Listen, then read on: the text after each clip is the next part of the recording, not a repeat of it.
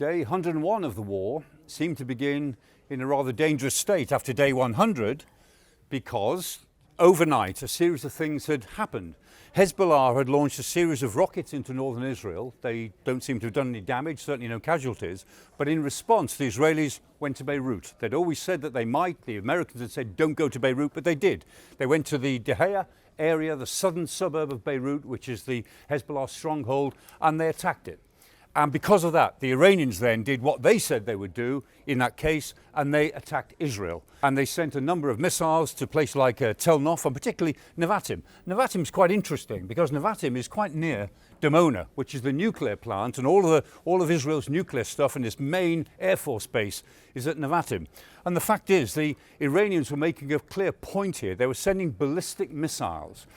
According to American intelligence, they've still got 70% of the ballistic missile stocks and maybe 75% of all of their launchers. So the Iranians, and this is their footage, were making the point that they can still send ballistic missiles and they can get through the Iron Dome system, Israel's defense system, and hit the ground, which indeed they did. They were not launching an all-out attack. They were launching a symbolic attack which did what they wanted it to do.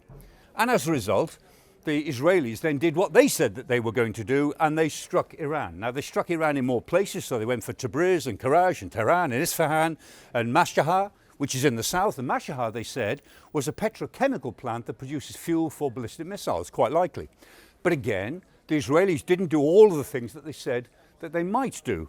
And we were all worrying that these sort of mutual exchange of missiles would result in a bigger regional conflagration again, because the Iranians had always said, if the Israelis attack us, we will attack American bases again in Iraq, in Kuwait, and Saudi Arabia, in Bahrain, in Qatar, in United Arab Emirates, even in Oman. And if that were the case, if they really did go after those bases, then the whole conflagration would start again, and the region as a whole will be back to war of the sort we saw up until the ceasefire of the 8th of April. But it didn't happen.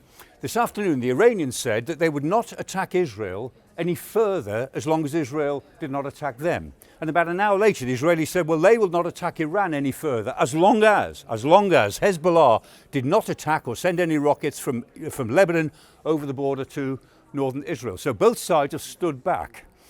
And it's possible that that will hold if Hezbollah can be deterred from firing any rockets into northern Israel.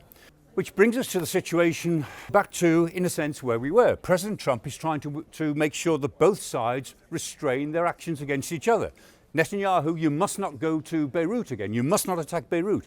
Galibaf, you must actually stick with the peace plan that we are developing with you or in league with you, and you must not then attack the Israelis.